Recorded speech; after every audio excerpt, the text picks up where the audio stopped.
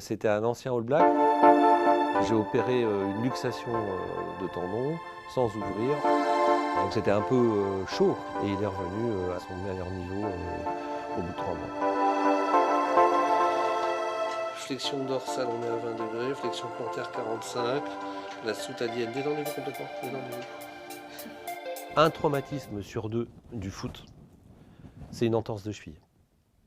Tout traumatisme confondu, hein. Je ne parle pas de la cheville, hein. Je parle de là jusqu'au pied. Donc ça veut dire qu'il y a 50% de traumatismes qui sont des entorses de cheville. L'entorse de cheville, c'est quoi? C'est un ligament qui s'est cassé. C'est comme un croisé antérieur qui s'est cassé au genou, hein. C'est la même chose. Sauf qu'aujourd'hui, quand un footballeur a un croisé antérieur de cassé, il fait de la rééducation et si ça ne se passe pas bien, au bout de 6 mois, il est opéré. Et là, la cheville, le problème, c'est qu'on n'a pas éduqué ces patients à ça, ni les clubs, ni les médecins du sport, ni personne, parce que personne s'y intéressait.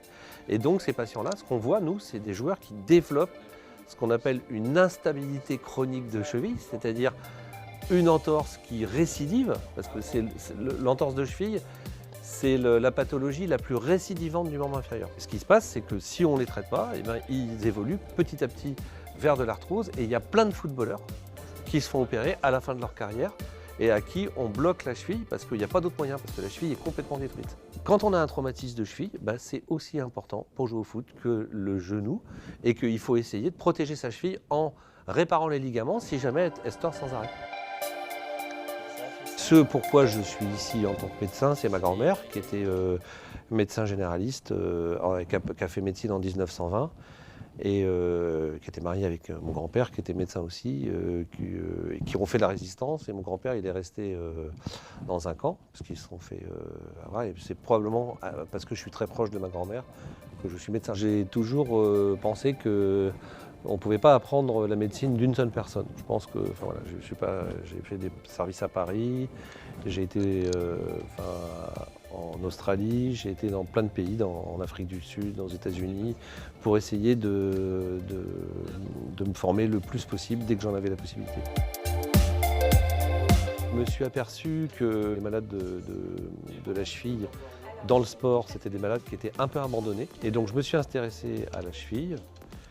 Et ça m'a plu et j'ai commencé en fait à décrire des techniques chirurgicales que j'avais appris à l'épaule et que j'ai transférées à la cheville. Parce que l'épaule, on opère sans ouvrir depuis longtemps maintenant, et là maintenant on commence à opérer les chevilles sans ouvrir. C'est vrai qu'opérer un sportif de haut niveau, on ne dort pas pendant 15 jours. Quand on est chirurgien, il y a plusieurs façons de répondre à ça. C'est pas toujours facile. Il y a beaucoup de pression. Moi, j'essaye de me placer en tant que médecin toujours, de voir l'intérêt du malade en premier. Et je n'ai jamais dans ma vie fait des interventions qu'on me demandait de faire. J'ai toujours fait des interventions que je croyais bonnes. La meilleure façon de travailler dans le sport, c'est quand il y a une confiance entre le médecin de club et le chirurgien.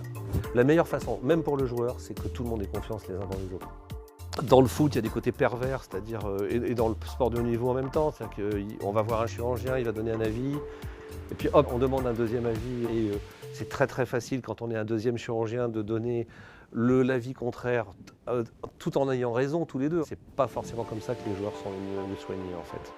L'idée aussi, c'est d'essayer d'avoir des partenariats plus avec des chirurgiens qui sont proches de sociétés scientifiques plutôt que des gens qui sont médiatiques. Et donc là, c'est des chirurgiens qui ont une certaine légitimité, on va dire, à parler de pathologie parce qu'ils ont revu des patients, parce qu'ils ont travaillé sur le suivi des patients. Et on est en train de monter ça petit à petit avec la Fédération française de foot grâce aux médecins de Clairefontaine. Essayer de créer un réseau de confiance, je pense que effectivement, c'est probablement la meilleure chose à faire. Bon courage. C'est un joueur en Angleterre, il jouait à Manchester et qui est arrivé, il avait été opéré d'une fracture de fatigue de la malléole médiale. Et en fait, alors c'est souvent le cas dans les réseaux du foot, il y a souvent des joueurs qui se font opérer par des chirurgiens connus dans le foot, donc des chirurgiens du genou.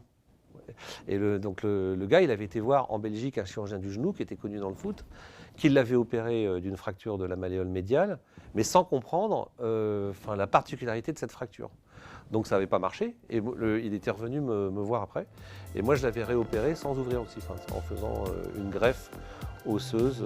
Il avait consolidé extrêmement vite parce que comme on n'avait pas ouvert, on avait mis de l'os là où il fallait, on avait mis les vis là où il fallait parce que la fracture n'était pas la même que les fractures classiques, et donc il a récupéré super vite.